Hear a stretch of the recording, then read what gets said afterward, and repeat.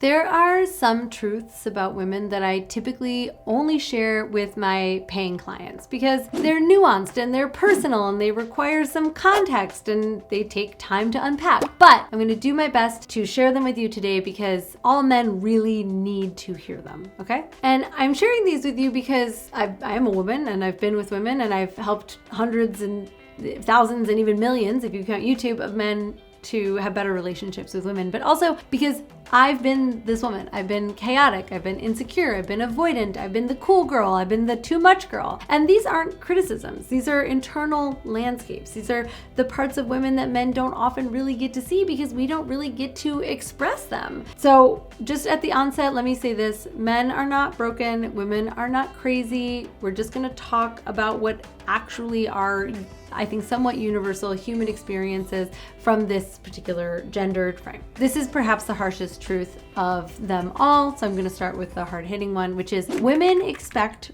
far more from men than we care to admit. I have expected a boyfriend to be grounding and stabilizing, fun and exciting, wise and emotionally supportive, financially supportive, sexually masterful, helpful around my house and responsible for his own, charismatic, family approved, endlessly patient and considerate, adaptable to my needs, a leader and protector, and someone who will give me his coat when he's cold. And upon receiving all of that, have been like, you're a good boyfriend.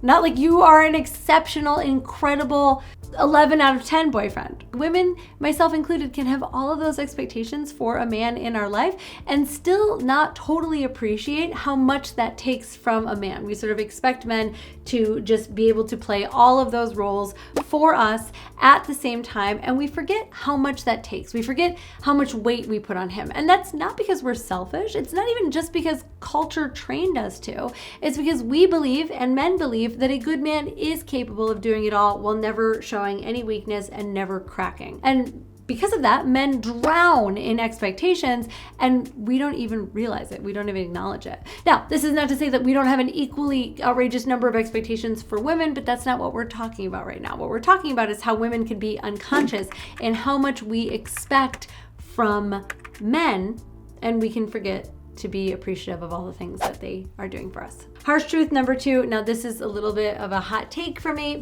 and you could see other people on the internet having various opinions on this, but women unconsciously test men, and for reasons that we're not even clear on, okay? We won't even admit it. Now, I sort of hate this because I personally don't want it to be true, but I see it in myself and I see it in my girlfriends and I've seen it in women that I was in relationship with. We test the people around us to see if they're going to choose us, if they're going to prioritize us, if they're going to commit, if they're going to be safe for us, if we can knock them over, if they're sturdy or not, if the relationship is secure. Women are not testing to manipulate, right? We're testing because we want to know that we're in a quality relationship. We want to know the kind of person that you are, and we are also afraid. We're afraid of being abandoned. We're afraid of losing you. Like, that's why we're testing, is because we want you to probably leave quickly if you're going to. If you fail the test, we're going to end the relationship early so that we don't end up, sticking around and getting hurt, falling in love, having a failed relationship. The test is often a reflection of our trauma. So for example, I've been cheated on in previous relationships, and so I am more likely to test a man related to his commitment to me and his prioritizing of me over other women, and it can happen unconsciously. It can look like me asking questions or posing hypotheticals or seeing what he does in a kind of situation to see his character, even though he's already demonstrated to me that he's chosen me through his words and his behaviors. We continue to do this, and I think maybe the issue that I take with this is the word test. I don't think women are testing men. I think all people are constantly pushing and pulling against each other, checking to see if you are who I think you are, because I can't really know the inside of another person. I can't really know what's going on in your head. I don't want to monitor you. I don't want to look through your phone. I don't want to know what you're up to 24 hours a day. I just want to know if you actually are the person who I'm making you out to be in my head, because otherwise it's going to break my heart when I find out that you're not. Here's harsh truth number 3. Feminine chaos is often just fear and shame making its way out of the body. Overwhelm, emotional intensity, meltdowns, all can be rooted in a feeling of not being enough or concerns over being too much. Most what we see as like chaotic female behavior is actually a woman fighting her own shame script internally. She is experiencing big waves of fear, emotion, again, not enough, too much, and sometimes how that appears on the outside to men is as drama. They feel like a woman is somehow being dramatic when actually she's waging a war inside of herself. One of the greatest insights that I've ever had was how much war I was going to inside of me. Should I do this? Should I do this? Should I trust them? Should I go with this? Should I trust my gut? Should I, move forward? Should I make the joke? Should I say the thing? Should I call the person? All this conflict that's happening inside of me, and how destabilizing that can be, and how to men that can occur as sort of like the yes and of feminine chaos. But for us, it can be like our internal experience made external, and it can feel really unlovable, by the way. Harsh truth number 4, women sometimes push men away when what we want is for him to pull us closer. Now, I am not here to excuse bad behavior.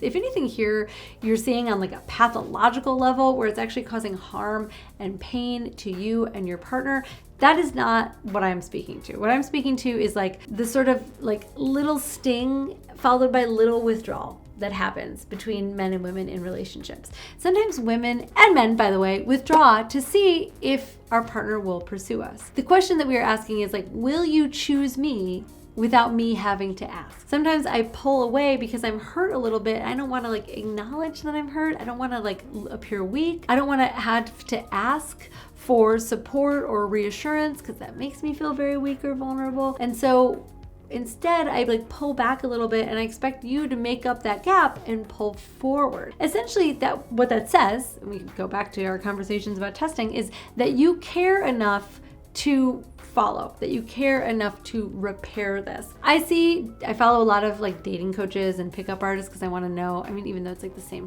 over and over and over again for the last 20 years. But I still want to know what's kind of like hot in the space because, a new sucker is born every day. And I see men like encouraging other men to like not get involved in drama or not feed into this if she does it. And I think that's actually the wrong way to handle it. Again, unless it is manipulative, unless she is purposely gaming you. If she is just feeling a little tender and she pulls away a little bit out of like a self-protection, maybe she wants to take some time and be with her feelings. Maybe she wants to process what she's thinking before she brings it over to you. That's not inherently manipulative. That might just be an example of a person who needs you to move towards her and like hold her and be the mature partner who speaks to like, her inner child and says, you're okay, you're safe, you are enough, you are wanted. Here's a harsh truth I know that you're going to identify with. Women often say, I'm fine, when we're not fine. I know this isn't like exactly earth-shattering information, but let me explain a little bit more about why this matters. I recently went through it wasn't even like a conflict really with a partner, and we didn't have a chance to talk about it for a while. Like our schedules did not align in such a way that we could actually like process what had happened between us. And so during that week, I was like, I'm fine. In truth, I wasn't fine, and I let him know that like I'm looking forward to working this out with you, but in the meantime, I am fine. But it was torture for me. Right? Like I'm fine, but I am internally tortured. I'm fine in the sense that I can wait until Saturday when we can talk about this, but I also am really struggling over here because I don't like leaving this like thing open between us. Now, other people may be a little more avoidant. That's not a problem for them. I lean towards the more anxious side of things, so that is a problem for me. But I also didn't want to feel like I was needing too much. I didn't want to ask for more reassurance. I didn't want to burden him. I wanted to be able to be the person who like was good. I wanted to be fine. I think sometimes we say that we are fine because we want to be fine. Because in speaking that, in saying that out loud, it's almost like we're willing it into existence. Like, I know I'm not totally fine, but if I say that I am, then you won't think I'm needy. I won't resent you for not like meeting my needs right away because maybe you can't. It's not an attempt at dishonesty. It's like a combination of conditioning, like don't let other people know that anything is wrong, and an attempt to control ourselves, not necessarily you, but that is coming out of fear. Okay, this actually is more earth-shattering. Number 6, women crave slowness, intimacy, and safety, but often perform speed and casualness. Needing slowness, but performing speed is exactly what like the cool girl does.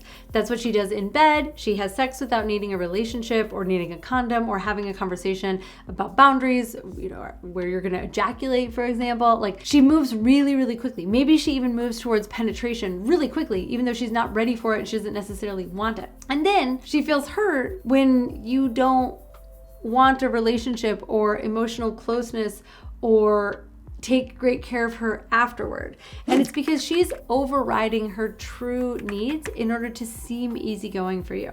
Is that fair to anyone? No, it's not, but I hope that you can see where it is coming from for her. She wants to please you.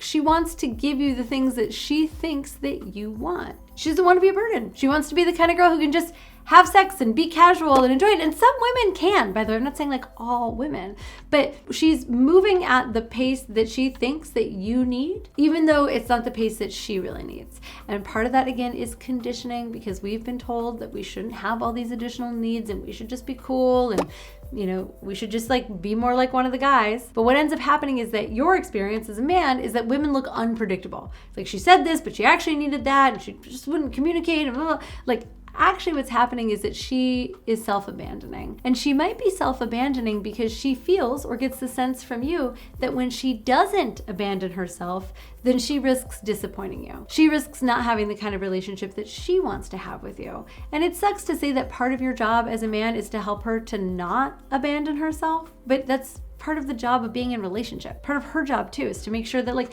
you're not people pleasing. So everyone should be maintaining their own boundaries and taking care of themselves. Absolutely, golden standard. And you may find yourself, if you're like confused about the pace that she's going at and then it doesn't actually feel right for her, you may be wise to like hit the brakes and be the person who offers to go slow instead of waiting for her to ask for it. Now, here's another harsh truth you may be familiar with. Number 7, women often want maturity, stability, and integrity from men, but still fall for irresponsible, chaotic, and uncontained men. Women are attracted, just like men, to all different kinds of people and behavior and faces and bodies. And I have seen women who are absolutely incredible catches, like wife material, ending up bending over backwards to forgive men who have no integrity. And I know what you're thinking is like, was he over 6 foot? Did he make 6 figures? Did he have a 6-pack? No, not necessarily. I've seen women forgive behavior that we all know is bad in an effort to make a relationship work. The thing for you to understand as a man is how much grace you might be being given, or how much pain she's previously been through in a relationship before you that came from her deep desire to make a relationship work, her ability to do emotional labor, willingly do emotional labor in order to make a relationship work, in order to forgive someone who we know is bad for us or who is acting against our best interests. And I just want to say, this doesn't make women irrational. This doesn't make women crazy. We are human. Women have, just like men, attachment wounds. They start in childhood. I think that it is pretty well established now that most of us are just trying to repair the relationships that we had with our parents throughout all of our lives with all of our partners, okay? Women in particular fall for potential. They see like the sapling and they imagine the giant oak tree. They know that you could become a great oak tree. And so they fall for your potential. But the reason that they stay in the relationship is because you are present and you are consistent and you have integrity. And that is the sexiest thing I think that a man can offer.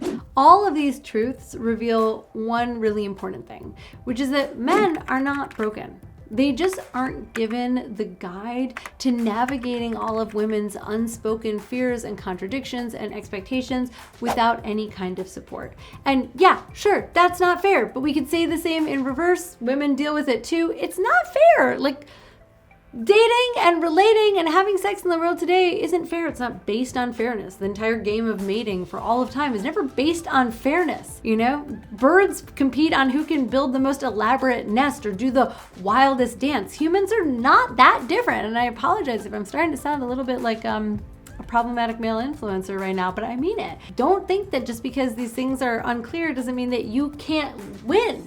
You learn and then you go out there and then you can win, but you do it with support. And that is exactly why I created the Pressure to Performance Summit. In this completely free summit, I'm going to teach you all about the mental engine, which will help you to handle tests and emotional intensity, the emotional engine, which is going to help you stay steady when a woman is overwhelmed, the physical engine, which is going to help you feel sexually confident, even if you find yourself in a situation where you're confused about what your partner is doing, the relationship engine, which is going to help you to attune and communicate instead of mind read, and the spiritual engine, which helps men to hold integrity and presence and grounded leadership. And I'm putting all of them together with this incredible cast of speakers and experts in all of these different fields. And I have put all of them in one place and I am delivering it to you for free. Please join me on January 17th at 9 a.m. Pacific, noon Eastern, for a half-day summit with me and a cast of incredible experts so that we can help you to have the kind of relationship and the kind of sex life that you truly deserve, because pleasure and erotic expression are your human right. I'm Caitlin B. Such an honor to guide you here on YouTube and on January 17th at my summit. Please register now, completely free. I cannot wait to see you there.